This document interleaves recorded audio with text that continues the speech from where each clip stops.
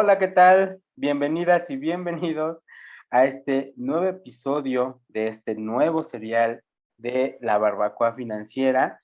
Y el día de hoy estamos estrenando panelista, una nueva invitada, como cada serial. En esta ocasión tenemos a Rocío Aguiar de Moneral, quien además de ser fundadora y directora de Moneral, es vicepresidenta nacional de Desarrollo Empresarial de Jóvenes Coparmex. Y nuestras jóvenes y viejas conocidas, Rosaura Puente de Realigo, y como siempre también nuestra querida, la recientemente bautizada, el cerebro de la operación, Miroslava García, la maestra Miroslava. Bienvenidas, chicas. Y pues Gracias. arrancamos. En este serial vamos a estar abordando temas, como siempre, súper interesantes, con mucho picante, con mucha carnita que deshebrar. Y pues vámonos tendidos como bandidos con la primera pregunta detonadora, porque luego el tiempo ahí nos come y nos quedamos picados. Y la primera pregunta detonadora es la siguiente.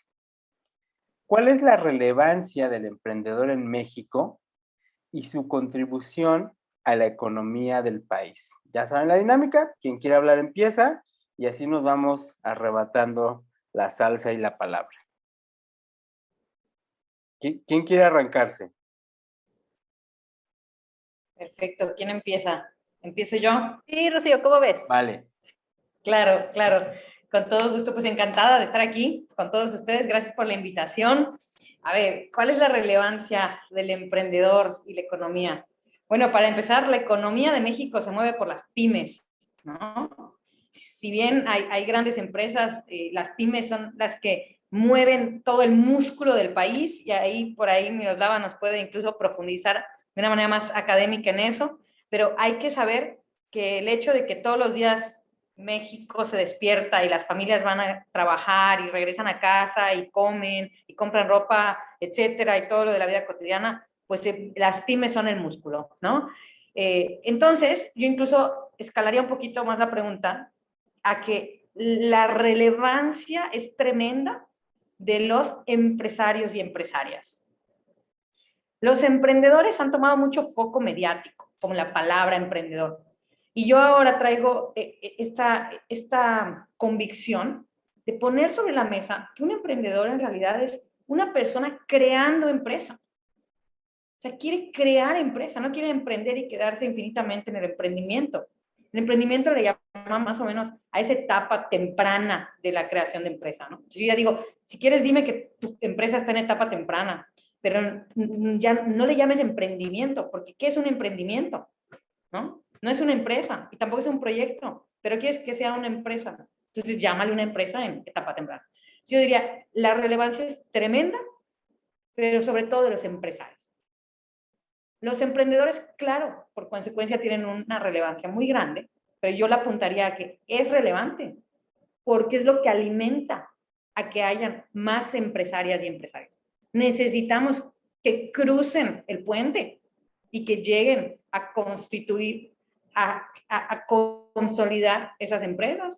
Y después de eso, que las empresas sobrevivan y crezcan, para que el músculo de México siga y sobre todo, pues que llegue a todo el mundo, ¿no? Que quisiéramos más que todo el mundo tenga un trabajo digno y empezando por las pymes. O sea, me parece que eso va como llegando al punto al que queremos llegar, que todos tengan una oportunidad de un trabajo, en el cual se levanten, den su talento, den su conocimiento, sean productivos y eso les dé una buena calidad de vida. A mí me gusta mucho lo que dice Rocío y me vienen a la mente muchísimas cosas que traigo detrás, ¿no? Por ejemplo, ahorita que tú comentas, el emprendedor, es una palabra cómoda, voy a atreverme a decir esto, una palabra cómoda en donde dices, es la etapa infantil de alguien, de una empresa y me da el derecho de poder hacer o no hacer porque estoy emprendiendo, estoy intentando, estoy probando, ¿no? Y me viene un poco más atrás, digo, ¿por qué tenemos a lo mejor esa filosofía de déjame probar antes de ser empresario? Tranquilo, porque ¿qué tanto nos educan para emprender? ¿No? O sea, nos educan para integrarnos al mundo laboral, dijéramos coloquialmente al mundo godín, ¿no? Y entonces se mide tu éxito de acuerdo a la posición dentro del esquema de empleo que llegues a adquirir. Pero si eres emprendedor, a lo mejor pues, no la hiciste, ¿no? Entonces vas a tener que hacer tus pininos y entonces el emprendedor se siente medio así, como que hago los pininos y como que todavía no soy empresario, pero tampoco me inserto en el tema formal del empleo, aunque ser emprendedor también es un tema formal, ¿no? O sea, y bueno, ese tipo de ideas me vienen a la cabeza y me gustaría ponerlo sobre la mesa, pues para cuestionarnos, ya que realmente, como dices tú, el empresario mueve a México. Entonces, habría que potenciar esas ganas de emprender, ¿no? De las personas, de los niños y jóvenes que hoy se están formando, traer ese chip. O sea, Miros, ¿tú también qué opinas? Sí, bueno, pues el tema es súper importante para la economía de México y el tema es que podemos abordarlo desde diferentes aristas porque, como bien dijo Rocío, las MIPYMES son el factor primordial por el cual los mexicanos tienen un empleo digno, formal, remunerado. Las MIPYMES ofrecen 7 de cada 10 empleos en el país. 7 de cada 10. Y fíjense qué importante que de estos empleos que ofrecen las MIPYMES, la mayor parte está en el sector terciario, es decir, comercio. Ahí tenemos alrededor de 30 empleos de cada 100 están en el área comercial. Y en segundo lugar está turismo y los servicios derivados del turismo, tanto nacional como extranjero, en alrededor de 14-15%. Entonces, entre el comercio y el sector turístico, bueno, pues tenemos una gran cantidad de empleos, 45 empleos de cada 100 solo con estos dos sectores. Y también tenemos que decir que muchas veces las MIPYMES comienzan como lo que se dice negocio familiar. Muchas veces comienzan justamente por lo que decía Rosaura, de pronto el jefe, la jefa de familia, los proveedores frente a una recesión económica por los efectos negativos de la pandemia a nivel económico, se quedan sin empleo. ¿Y qué va a pasar? No se pueden quedar cruzados de brazos. Entonces, el paso siguiente es autoemplearse. El negocio familiar, involucrar a familia o amigos muy cercanos para generar ingresos y no quedarse de brazos cruzados. Pero posteriormente hay algo muy bonito, que es el que ese negocio familiar puede crecer, puede prosperar, se puede expandir y entonces se convierte ya en una pyme, se convierte ya en una empresa que comenzó como negocio familiar, pero que ya tiene la capacidad de contratar empleados que no son de la familia, que no son de los amigos. Y entonces tenemos que las microempresas pueden estar contratando de 3 a 5 trabajadores y que entonces ahí es donde podemos ver estadísticamente cómo se contribuye a el empleo en el país. Ahora, esta primera intervención yo quisiera concluirla diciendo, por eso es tan importante que haya políticas públicas que impulsen el emprendimiento, que impulsen el carácter, la personalidad de empresarios entre los jóvenes y que haya instrumentos que permitan potenciar a nivel financiero estas buenas ideas, porque el emprendedor puede comenzar con muy pocos recursos económicos y con grandes ideas, pero se necesita el apoyo económico. esa libertad que tiene el emprendedor necesita estar respaldada por inversiones. Sí, y ahí quisiera comentar, completamente coincido con Miros, dijiste algo clave, que es cómo la política pública puede fomentar la personalidad de la empresa, del empresario, de la empresaria. O sea, eso es fuertísimo, ¿no? No solamente el recurso económico, sino un recurso que no se mide en dinero, que es un recurso, las habilidades, la mentalidad, la visión. Nos hace falta en la academia, nos hace falta en la cultura, nos hace falta en la política pública. Eso quería decir, o sea, resaltarlo porque me parece brillante, ¿no? Saber que hay que fomentar la personalidad. Y también lo que comentaba Rosaura de por qué de repente el emprendimiento nos da esa permisión, ¿no? Y eso también me parece una reflexión increíble porque es como decir, es que el ojo crítico de afuera va a ser más leve si yo uso esa palabra.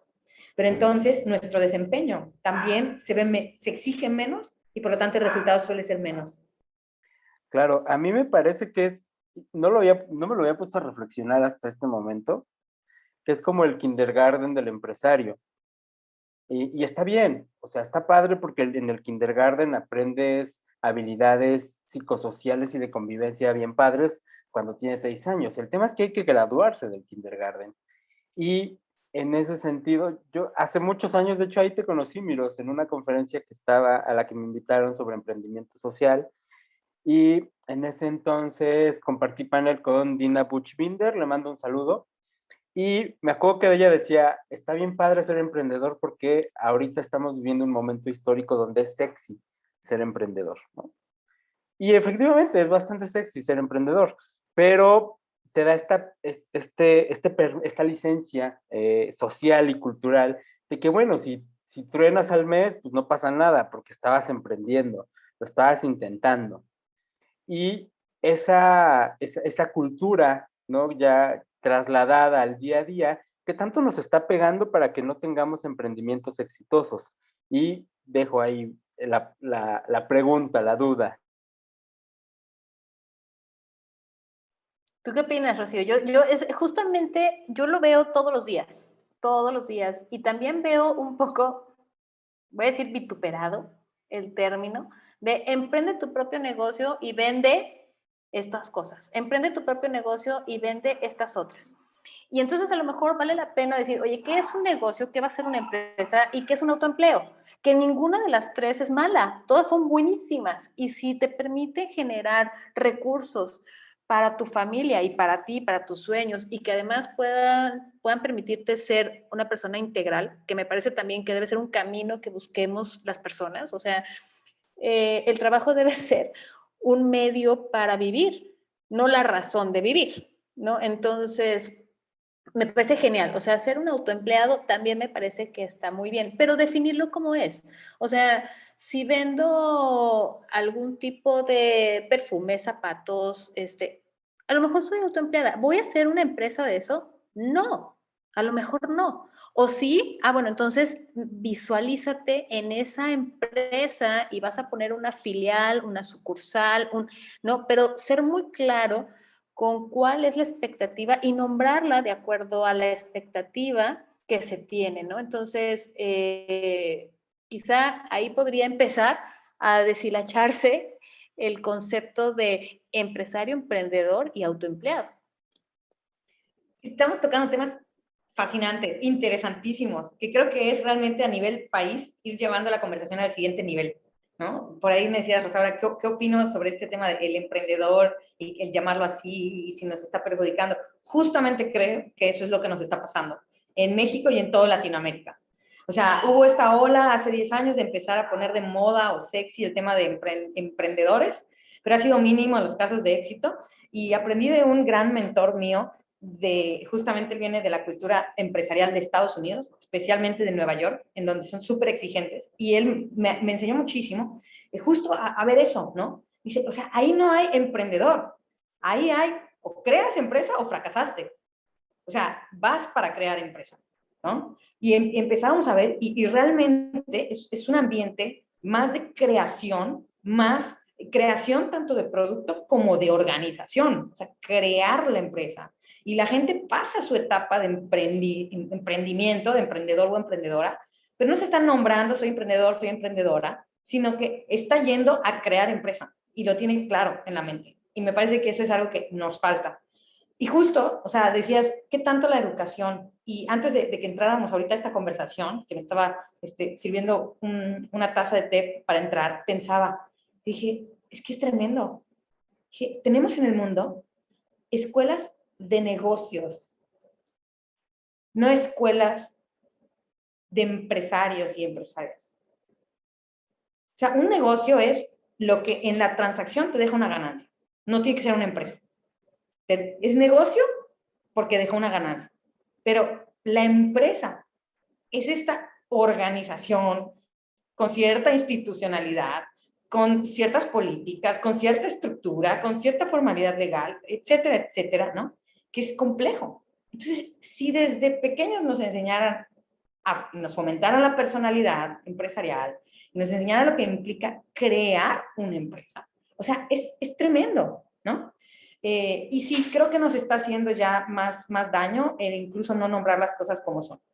O sea, y yo ahora traigo ese mensaje en las audiencias donde me invitan, traigo ese mensaje de decir, no le llames a tu proyecto de empresa, no le llames emprendimiento, porque te baja el nivel de autoexigencia a ti mismo o a ti misma, ¿no? Estás creando una empresa, estás en etapa temprana, pero tu mente tiene que ser de empresario o de empresaria, porque si no haces las cosas distinto y los casos de éxito, si lo pudiéramos medir, estoy segura que veríamos una tremenda diferencia.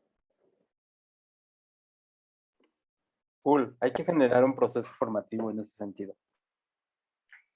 Escuchando las participaciones de Rosaura, de Rocío, me parece que en el fondo hay miedo de los estudiantes, miedo de las personas que quieren emprender en un primer momento o ser empresarios, les da miedo la palabra.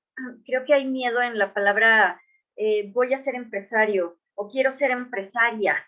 Y de pronto es menos presión, menos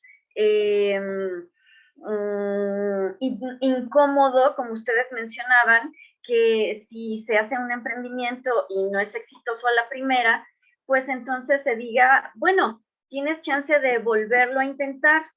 Y creo que en el fondo es el miedo al fracaso, que en nuestro país existe mucho esta situación de compartir en sociedad una situación incómoda o desagradable, el aceptar me equivoqué. Yo he visto en las diferentes experiencias de trabajo que he tenido que a mis compañeros, compañeras de trabajo les resulta muy difícil decir me equivoqué. Y bueno, no pasa nada, vamos a hacerlo de otra manera, vamos a corregir el error. Y justamente esta situación que genera temor, que genera miedo al fracaso, creo que es lo que impide que muchas personas se asuman desde un primer momento como empresarios o empresarias. Y entonces el concepto emprendedor, pues tal vez es más ligero y nos permite tener más libertad para ensayar, incluso para equivocarnos. Yo quisiera decirles, por ejemplo, que también tiene que ver con la estadística de lo que ocurre en México con las MIPYMES. Resulta que la mayoría de las MIPYMES tiene una vida promedio de 5 años en nuestro país. Es una vida muy cortita. Cuando mucho llegan a un lustro y de pronto llega una situación tan fuerte, tan traumática como la pandemia, y está el trauma de salud, de las vidas perdidas, pero también está el trauma económico, los impactos tan negativos que ha tenido y que todavía va a tener el efecto pandemia en la economía. El año pasado, en 2020, se tuvieron que cerrar más de 1 millón de MIPYMES, de negocios familiares, pequeñas empresas.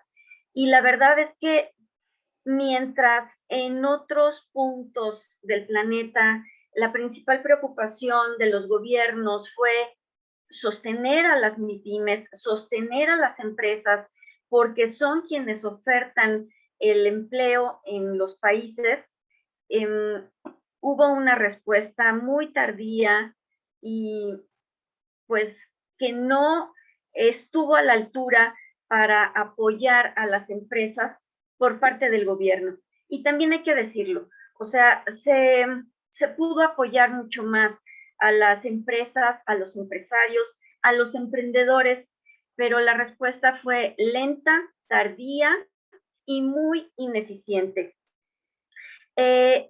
Y aquí hay que decirlo muy claramente, los créditos que el gobierno otorgó en 2020 y parte de 2021 se dispersaron más hacia la economía informal que hacia las empresas formalmente constituidas. Y por otro lado, el monto fue francamente ridículo, apoyos de 25,000 pesos que no resolvieron la problemática de las MIPYMES.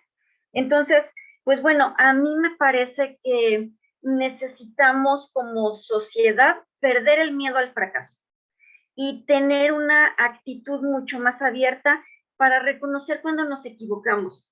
Y hay mucha dificultad para que la gente asuma errores, asuma equivocaciones.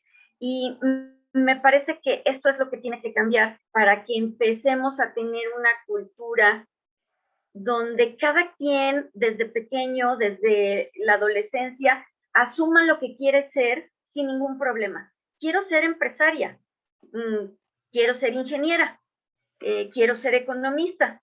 Bueno, lo que quiera hacer la gente sin temor al fracaso. Yo quiero poner en la mesa un poco de, de más salsa a lo que acabas de decir, Miros. Y va para Rocío. Ahorita te escuché decir, tenemos miedo al fracaso. Me queda clarísimo, es real. El fracaso es doloroso. Hace un tiempo estaba estudiando esta parte de programación neurolingüística, ¿no? Dicen, es que estamos diseñados para ser felices, ¿no? Para sentirnos satisfechos. La insatisfacción, el no, y se tiene que aprender a sobrellevar. Esa no es natural. Entonces, claro que nos duele, nos afecta. Y más cuando tiene que ver con un negocio, cuando te equivocas, suele costar. ¡Ay! O sea, es limón en la herida, dices, no es cierto que me equivoqué y ahora voy a tener que pagar, ¿no? Por eso también es de, no te preocupes, para la otra, dices tú, o sea, espero que haya sido bueno el aprendizaje porque costó, ¿verdad? Entonces, ese miedo al fracaso no solamente es el de ya te viste medio, medio mal por la decisión, sino además, o sea, comprometió recursos, ¿no? Entonces, pero quiero poner en la mesa el miedo al éxito. Ándale.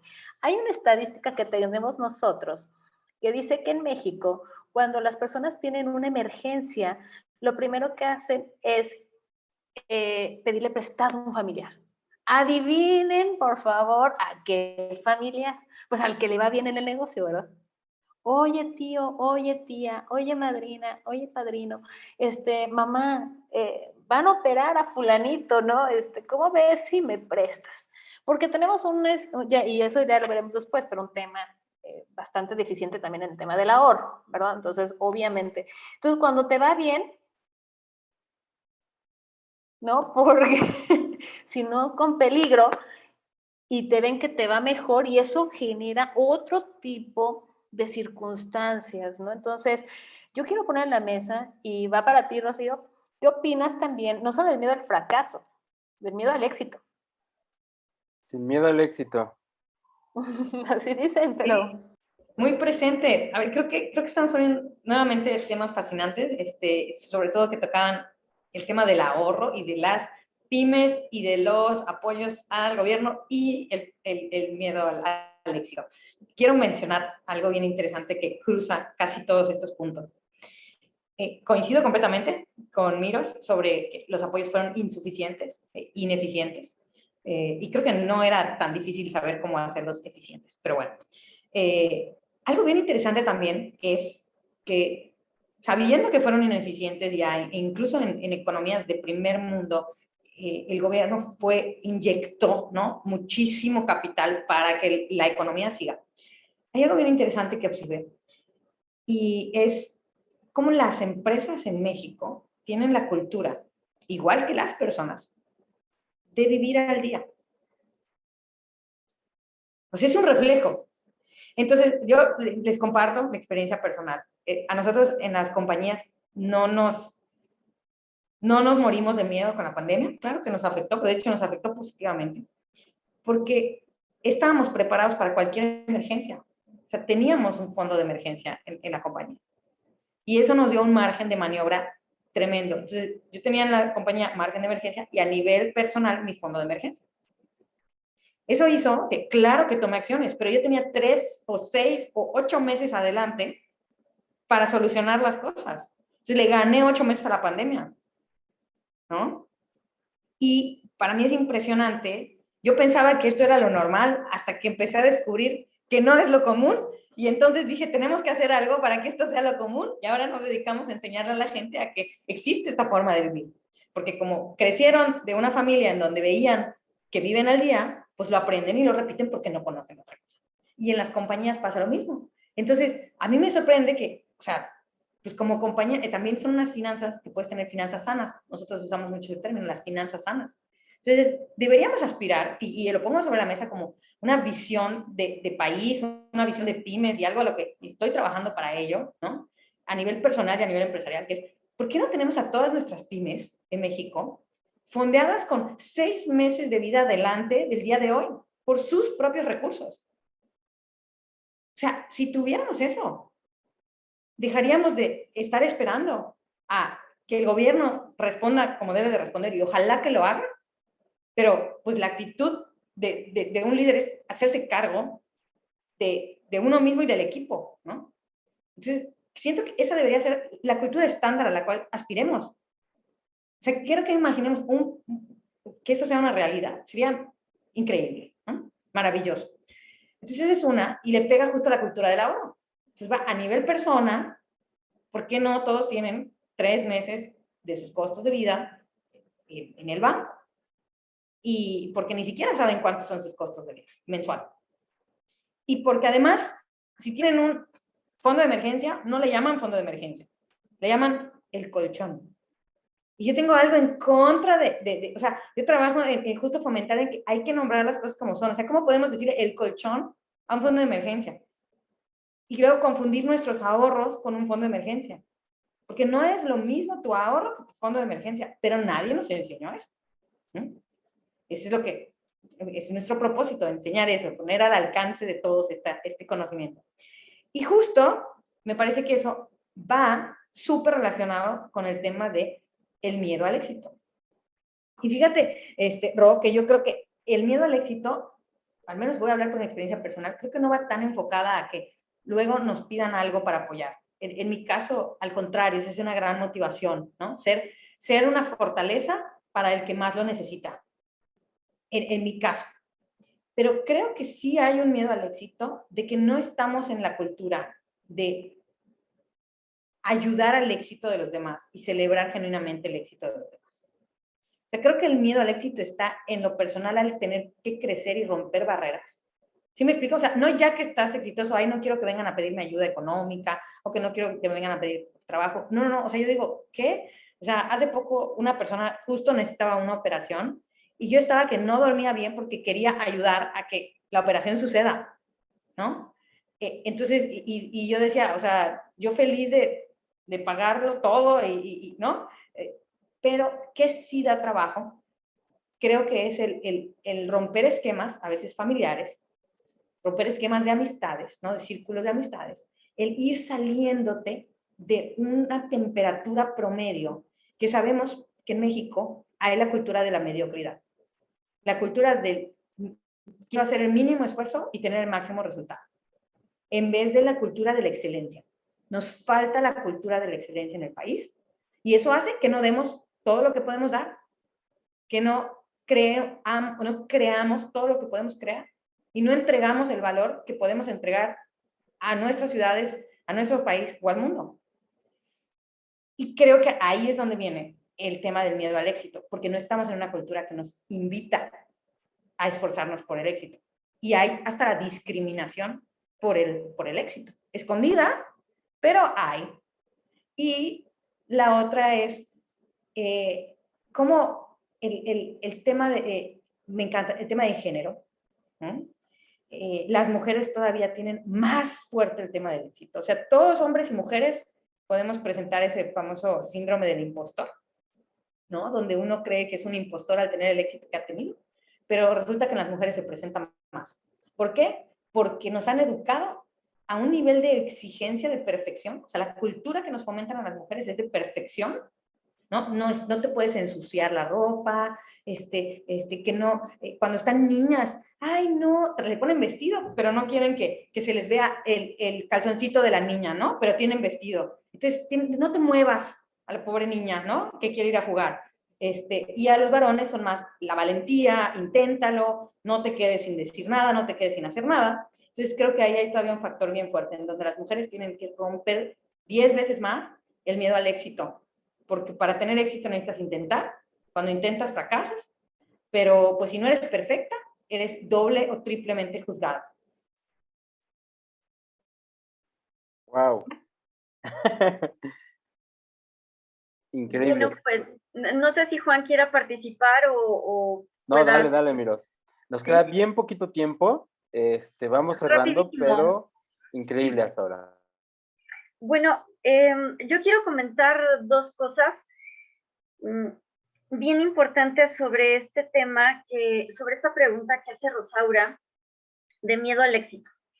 Resulta que las MIPYMES que enfrentaron la época de la pandemia, la gran mayoría tenía menos de 3 meses de ahorro, de fondo de contingencia para poder afrontar algo tan fuerte como lo que ha venido sucediendo.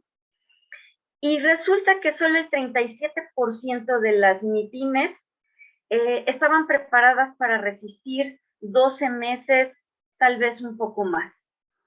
Y ahí nos explicamos por qué más de 1 millón de MIPYMES cerró en 2020 y muchas otras más en 2021. No hay previsión, no hay plan B, plan C. Muchas veces los pequeños negocios o las pequeñas empresas familiares subsisten, como bien lo dijo Rocío, al día, van al día, con sus costos, con sus ingresos, con el pago a proveedores. Entonces, bueno, claro que tiene que ver con el ahorro y con una cultura de prevenir situaciones que no están contempladas, pero que sabemos muy bien que la vida presenta. Así que, bueno, por ese lado hay que fomentar el ahorro porque no sabemos cuándo suceda la próxima pandemia y cuánto tiempo nos va a llevar recuperar el nivel económico previo a la pandemia. Por otro lado, yo sí quiero comentar que este tema de miedo al éxito, yo sí lo he visto en pacientes, quiero decirles que doy terapia holística, y que en terapia de programación neurolingüística sí existe el miedo al éxito y hay un gran cansancio en muchas personas que son exitosas, porque el que es exitoso en una familia promedio tiene la obligación de apoyar al resto de los miembros de la familia. Eres exitoso, hijito, hijita, necesito esto. Hermano, hermana, no me puedes dejar así, perdí el trabajo. Primo, prima, ayúdame. Y de pronto, una persona exitosa para ser buena onda, tiene que apoyar a todos los que están cerca y la rodean. Y si no es así, qué mala onda eres. Cuánta ingratitud con la familia, cuánta deslealtad. Claro, como ya es exitoso, pues ya se olvidó de dónde viene, ¿no? Pero a ver, o sea, para ser exitoso tuvo que haber trabajado muchísimo. Y por otro lado, además del trabajo, para poder tener fondo de contingencia, tiene que haber ahorro. ¿Y cómo vas a ahorrar si tienes que ayudar o estás obligado a ayudar a toda la familia que te rodea? Perdón, pero hay un montón de cosas que no cuadran dentro de la cultura mexicana y que entonces, en lugar de apoyar al exitoso, el exitoso tiene que apoyar a todos los que dependen de él. Creo que hay cosas que se tienen que cambiar, de verdad, porque hay un gran cansancio mental, emocional y económico para pocas personas. Yo quiero dejar un taquito en la mesa, Juan. Ya sé que nos tenemos que ir, pero Ya. ¿qué pasa también con aquellas personas que por el hecho de tener dinero, entonces no son tan buenas? No sé si me explico. Está medio el punto de el rico es malo, el pobre es bueno, ¿no? Y entonces lo quiero dejar nada más en la mesa así para seguir hablando de emprendimiento, empresa. Súper. Bien. Pues ya tenemos que irnos. Yo solamente puntualizar algunos comentarios que se hicieron por acá. Primero, me encanta la idea de reformular y reconceptualizar al emprendedor como un empresario en una etapa temprana. Sería importante, interesante evaluar cuánto nos está costando en términos de éxito estar jugando al kindergarten del empresario y no dar el salto.